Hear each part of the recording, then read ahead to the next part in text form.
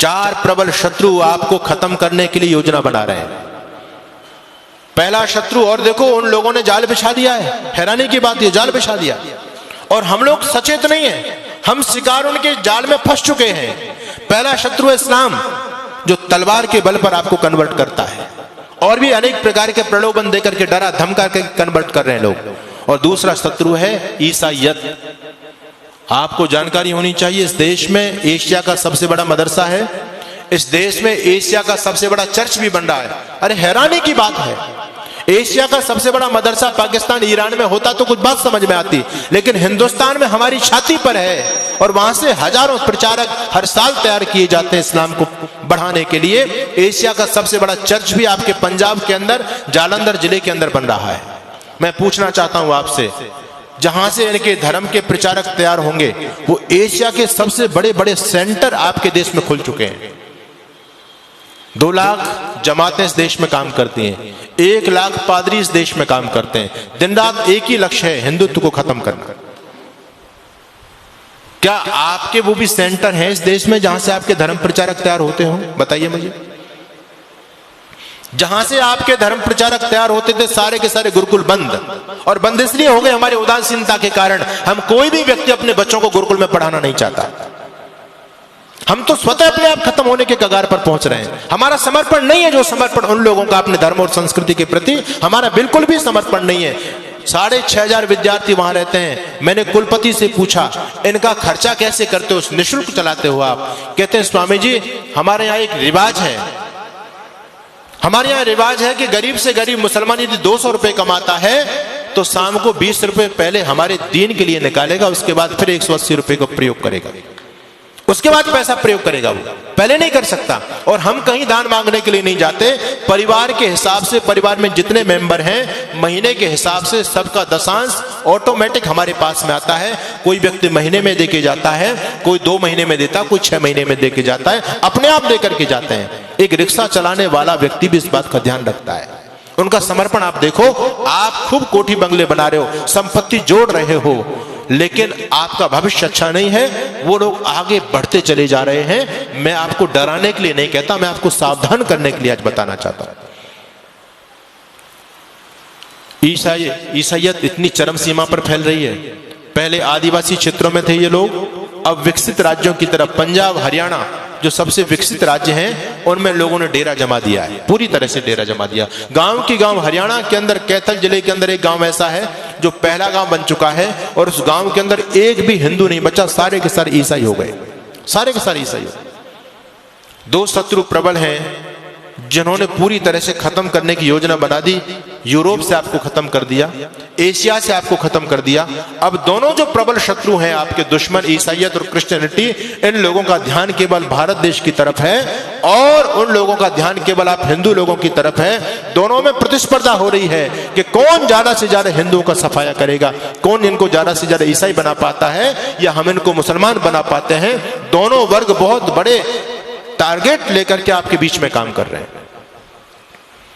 तीसरा शत्रु है कम्युनिस्ट विचारधारा। ये इनसे भी ज्यादा घातक है, इनसे भी ज्यादा घातक इसलिए है कि हम इनको शत्रु समझते ही नहीं। क्रिश्चियनिटी और ईसाईयत को और इस्लाम को हम शत्रु मानते हैं, लेकिन ये जो कम्युनिस्ट विचारधारा है ये अंदर अंदर देश की जड़ों को खोखला कर रही है। उनसे भी ज्यादा खतरनाक है। इनका नाम शमशेर खां और ये नहीं मिलेगा, इनके नाम आपके ही नाम मिलेंगे, मारकंडे काटजू। नाम सुनकर के आपको लगेगा कि ये तो कोई ब्राह्मण है, अपना ही भाई है। नाम आपके हैं उनके, और काम सारे के सारे हिंदुत्व को खत्म करने के। और ये तो एजेंडा सबने अपना लिया है। पहले ईसाई मिशनरी जब इस देश में काम करती थी तो पहले धर्म परिवर्तन करते थे, नाम बदला करते थे। अब वो लोग भी सतर्क और सावधान हो गए, वो लोग अब नाम नहीं बदलते, क्योंकि नाम बदलेंगे तो लोगों की आंख खुल जाएंगी, अरे हमारे इतने भाई कन्वर्ट हो गए, ईसाई बन गए। तो नाम वही रखते हैं लेकिन अंदर से धर्म परिवर्तन करा देते हैं, जिससे हम लोग गफलत में सोते रहे। आप लोगों ने छत्तीसगढ़ के मुख्यमंत्री होते थे, नाम था अजीत जोगी। नाम सुनकर के आपको क्या लगता है जी, कौन होगा? अजीत जोगी। आपको लगेगा कि हमारे आदित्यनाथ योगी का ही भाई होगा अजीत जोगी को। नाम हिंदुओं जैसा उस व्यक्ति का, लेकिन व्यक्ति कौन था? ईसाई, पक्का ईसाई। उस व्यक्ति ने सत्ता में रहते रहते लाखों लोगों को कन्वर्ट किया, और जब वो व्यक्ति मर गया तो ईसाई रीति रिवाज के द्वारा उसको दफनाया गया, उसका अंतिम क्रियाकलाप किया गया। मैं आपको बताना चाहता हूं, पंजाब के मुख्यमंत्री होते थे चरणजीत सिंह चन्नी, स्वाफा भी बांधते थे, साफा लगते थे, सरदार जी हैं, लेकिन कौन थे? क्रिश्चियन। यानी हम लोगों को गफलत में रखने के लिए, और मैं कहना चाहता हूं आपसे, एक व्यक्ति है इस देश में जिसको हमारे बहुत सारे भाई बंधु देश का प्रधानमंत्री बनाना चाहते हैं। नाम क्या है जी? राहुल गांधी। ठीक है, हो सकता मेरी बात से लोगों को कुछ मिर्च भी लगे। नाम है राहुल गांधी, लेकिन कौन है? धर्म से बताओ मुझे, क्या धर्म है उस व्यक्ति का? है वो ना मुसलमान ना ईसाई, वो तो वर्ण संकर खिचड़ी है। वो उसके दादा परदादा कभी मुसलमान थे, फिर उसकी मां ईसाई थी, वो हिंदू तो है ही नहीं। लेकिन हैरानी की बात यह कि हिंदू उसको प्रधानमंत्री बनाना चाहते हैं। यानी हम जरा भी नहीं सोचते, जब इस ईसाई इस देश की सत्ता को अपने हाथ में लेगा, वो ईसाइयत को बढ़ावा देगा, हिंदुत्व को बढ़ावा देगा। ये सोचने की बात है। हम अपने स्वार्थ में इतने ज्यादा अंधे हो रहे हैं, आज राजनीतिक स्वार्थों में इतने अंधे हो रहे हैं। कोई अगर राजनीतिक पार्टी देश के लिए अच्छा काम भी करे, हमको उसका विरोध जरूर करना है। अभी इस देश की केंद्र सरकार ने एक योजना निकाली, अग्निवीर की योजना निकाली। लोगों के पेट में दर्द हो रहा है, राजनीतिक लोगों के पेट में दर्द हो रहा है, आने वाले भविष्य को नहीं देख पा रहे। मैं आपको आगाह करना चाहता हूं, इस देश में भयंकर गृह युद्ध होने वाला है, टल नहीं सकता, अवश्य में भावी है, रुकेगा नहीं वो। और उसकी उन लोगों ने तैयारी कर रखी है पूरी तरह से। उनका छोटा छोटा बच्चा बम चलाने में, पत्थर फेंकने में, तलवारबाजी में, चैनबाजी में एक्सपर्ट है। उनकी लड़कियां भी एक्सपर्ट हैं। आपके बच्चे क्या जानते हैं? एक ही बच्चा है आपके पास में, उनके 17 वो तो कहते हैं 2-4 मर भी गए, फिर भी हमारे पास 11-15 तो फिर भी बचते हैं। कोई हमको चिंता वाली बात नहीं। उनका बच्चा बच्चा एक्सपर्ट है। हमारे आदरणीय जो बुद्धिमान राजनेता लोग हैं, उन्होंने सोचा कि हम भी अपने बच्चों को कम से कम ये जो है आत्मरक्षा का चीज तो सिखाई दे। जब देश के हालात बदलेंगे तो कम से कम स्वयं की रक्षा कर पाएंगे, अपनी बहन बेटी अपने बच्चों की रक्षा तो कर सकते हैं वो लोग। इसके लिए अग्निवीर योजना चलाई गई कि हर एक बच्चे को सैनिक शिक्षा दी जाए।